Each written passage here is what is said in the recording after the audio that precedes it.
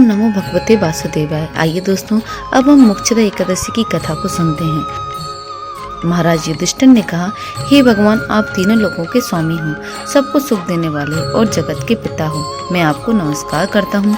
हे देव, आप सबके हितैषी हो, अतः मेरे संशय को दूर करके बताइए कि मार्गशीर्ष की एकादशी का क्या नाम है।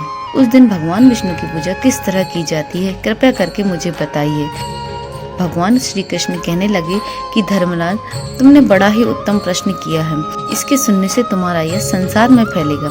मार्गशीर्ष शुक्ल एकादशी अनेक पापों को नष्ट करने वाली है। इसका नाम मोक्षदा एकादशी है। इस दिन दामोदर भगवान की धूप दीप नैवेद्य आदि से भक्ति पूर्वक पूजन करनी चाहिए। अब इस विषय में एक पुराणों की कथा है जो मैं कहता हूँ।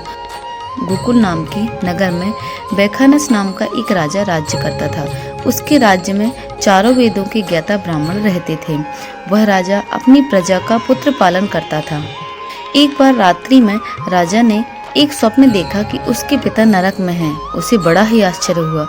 प्रातः वह विद्वान ब्राह्मणों के पास गया और अपना स्वप्न सुनाया। मैंने अपने पिता को नरक में कष्ट उठाते देखा है।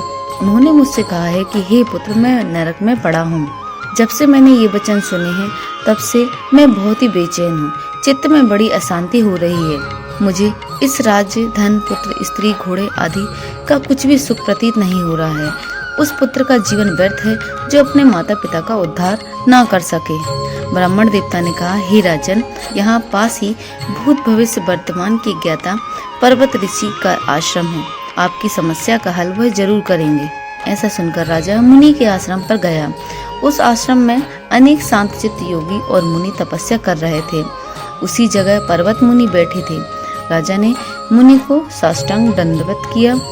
मुनि ने राजा की कुशलता पूछी।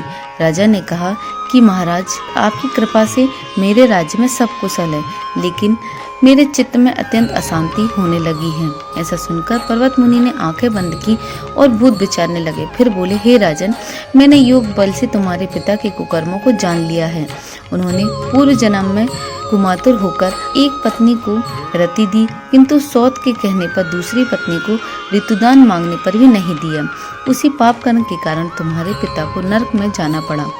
तब राजा ने कहा, इसका कोई उपाय बताएं। मुनि बोले, हे राजन, आप मार्गशीर्ष एकादशी का उपवास करें। उस उपवास का पुण्य अपने पिता को संकल्प में दें। उसके प्रभाव से आपके पिता की अवश्य नरक से मुक्ति होगी। मुनि के वचन सुनकर राजा महल में आया और मुनि के कहे अनुसार कुटुंब सहित मोक्षदा एकादशी का व्रत किया। उस उपवास का पुण्य उसके पिता को अर्पण कर दिया। इसके प्रभाव से उसके पिता को मुक्ति मिल गई और स्वर्ग में जाते हुए वे पुत्र से कहने लगे, हे पुत्र, तेरा कल्याण हो। यह कहकर वह स्वर्ग चले गए।